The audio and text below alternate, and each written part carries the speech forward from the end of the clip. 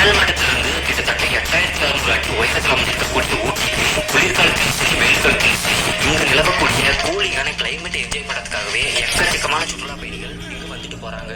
ஊட்டியில சுத்தி பார்க்க எக்கச்சக்கமான இடங்கள் இருக்குது. அதுல நாம ஊட்டிக்கு போனா மிஸ் பண்ணாம போய் பார்க்க வேண்டிய சூப்பரான 10 இடங்களை பத்தி தான் இந்த வீடியோல பார்க்க போறோம். சோ வீடியோ ஸ்கிப் பண்ணாம கடைசி வரை பாருங்க. வாங்க வீடியோக்குள்ள போகலாம். ஊட்டி லேக் அண்ட் போட் ஹவுஸ். நாம ஊட்டிக்கு வந்த உடனேயே முதல்ல பார்க்க வேண்டிய இடம் இந்த லேக் அண்ட் போட் ஹவுஸ் தான். இது ஊட்டி பஸ் ஸ்டாண்டுக்கு பக்கத்திலேயே அமைஞ்சிருக்கு. இந்த ஏரி சுமார் 65 ஏக்கர் பரப்பளவிற்கு அமைஞ்சிருக்கு. இந்த ஏரி சுற்றிலும் உயரமாக வளர்ந்திருக்கக்கூடிய யூக்கலிப்டஸ் மரங்கள் பார்க்கவே ரொம்பவே அழகா இருக்குது. இந்த ஏரியில நாம மிதி படகு, மோட்டார் படகு, துடுப்பு படகுன்னு 3 வகையான படகுல நம்ம படகு சவாரி செய்யலாம். அரசு தாவரவியல் பூங்கா. இந்த பொட்டானிக்கல் கார்டன் ஊட்டி பஸ் ஸ்டாண்ட்ல இருந்து 2.5 கிலோமீட்டர் தொலைவுல தொட்டபெட்டா மலைச்சிகரத்திற்கு போற வழியில அமைஞ்சிருக்கு.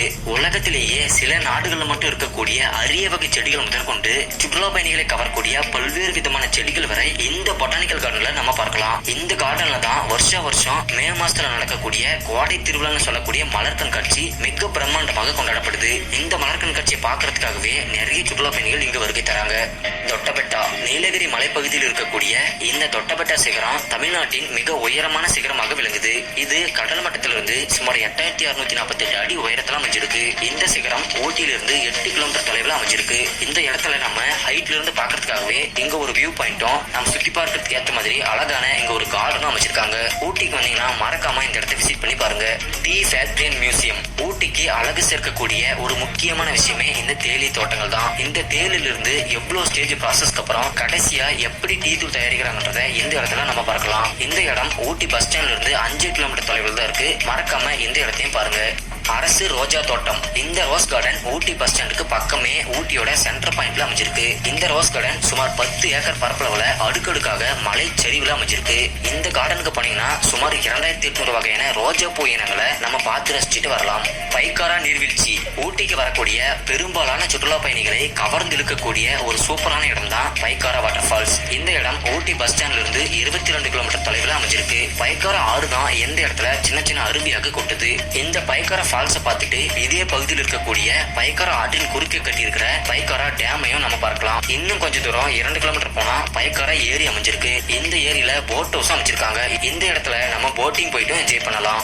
Wenlock Downs shooting spot. இந்த இடம் சினிமா படப்பிடிப்புகளுக்கு பெயர் போன இடம். இந்த இடத்துல எக்கச்சக்கமான படங்கள் ஷூட் செஞ்சிருக்காங்க. இந்த இடம் சுமார் 20,000 ஏக்கர் பரப்பளவிற்கு பச்சை பசுமையான புல்வெளிகளோடு முடிவே இல்லாம பறந்து விரிஞ்சிருக்கு. இந்த அழகான இடம் ஊட்டியிலிருந்து 16 கிலோமீட்டர் தொலைவில் பைக்காரா ஃபால்ஸ்க்கு போற வழியில அமைஞ்சிருக்கு.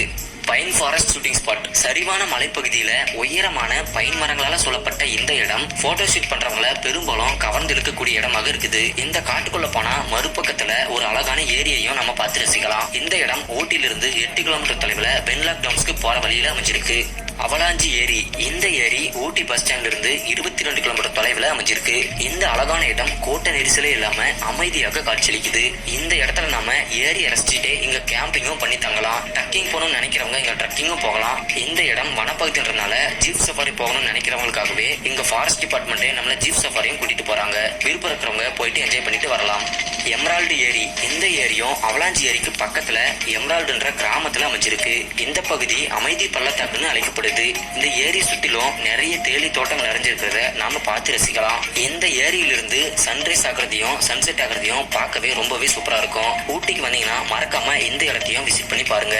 ஓகே ஃப்ரெண்ட்ஸ், ஊட்டில சுத்தி பார்க்க பெஸ்டான 10 இடங்களை பத்தி இந்த வீடியோல பார்த்தோம். நீங்க இதுக்கு முன்னாடி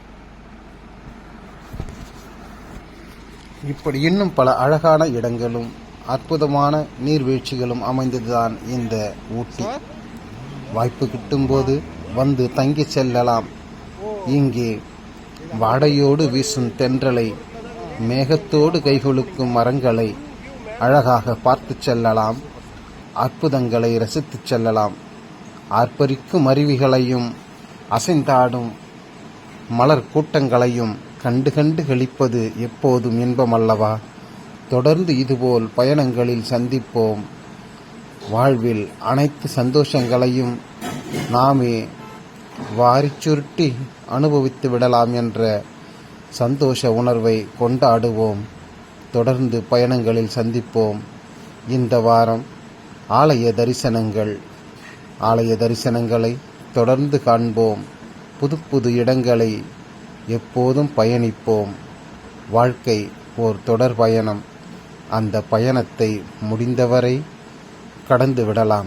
வாருங்கள், அன்போடு அழைக்கிறோம். நன்றி, வணக்கம்.